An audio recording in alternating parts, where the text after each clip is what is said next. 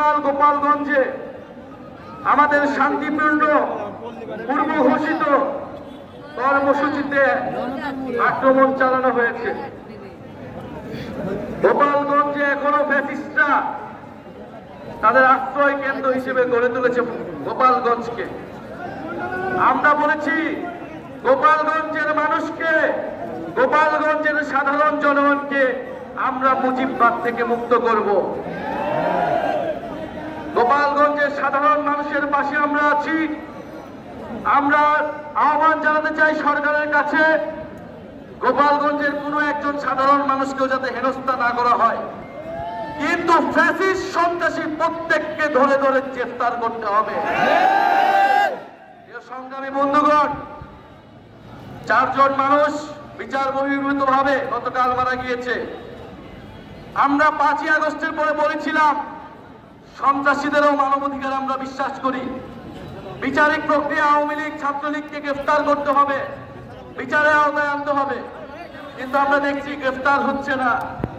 গ্রেফতার হলে কোর্ট থেকে ছাড়া পাচ্ছে, বিচার প্রক্রিয়া আগাচ্ছে না।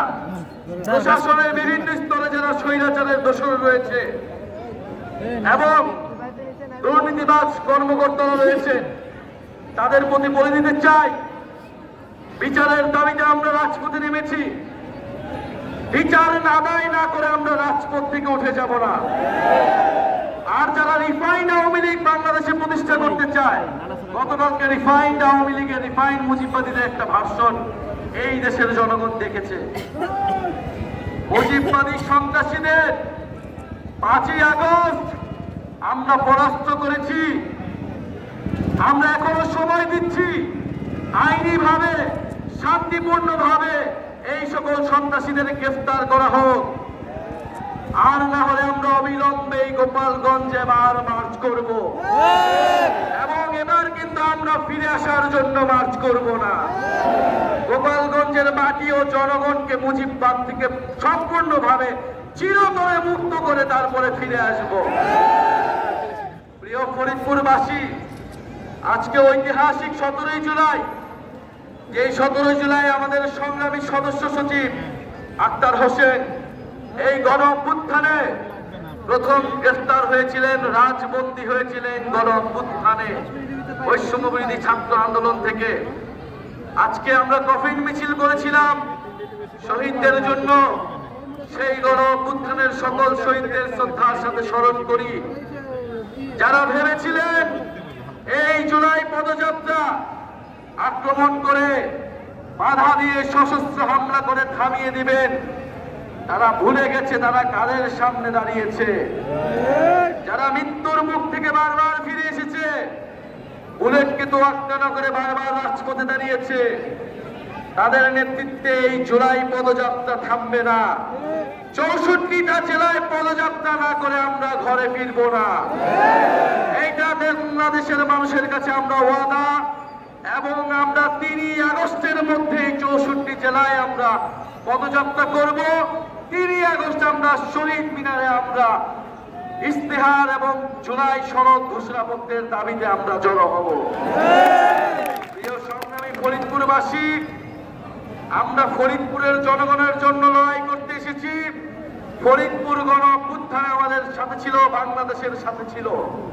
জাতীয় নাগরিক পার্টি ফরিদপুরের জনগণের, মানুষের অধিকারের জন্য, নাগরিকের মর্যাদার জন্য লড়াই করবে। আমাদের এখানে প্রধান সমন্বয়কারী হিসেবে সৈয়দা নীলিমা দোলাপুর রয়েছেন আপনাদের জন্য কথা বলার জন্য। আপনাদের আরেকজন কৃতি সন্তান আসিফ আল ইসলাম, ঢাকা বিশ্ববিদ্যালয়ের মেধাবী শিক্ষার্থী, যিনি বৈষম্যবিরোধী ছাত্র আন্দোলনের গুরুত্বপূর্ণ সমন্বয়ক ছিলেন।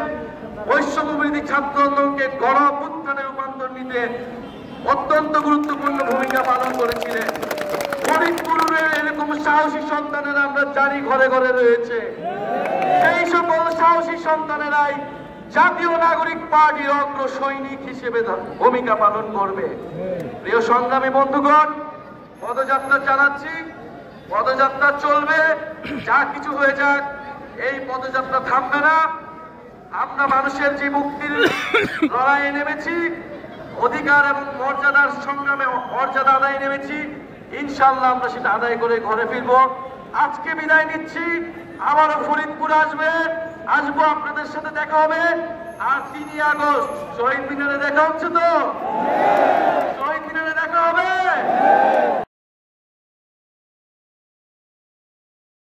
ওয়ালটন এখন দেশের সীমানা পেরিয়ে পৌঁছে গিয়েছে 50টিরও বেশি দেশে।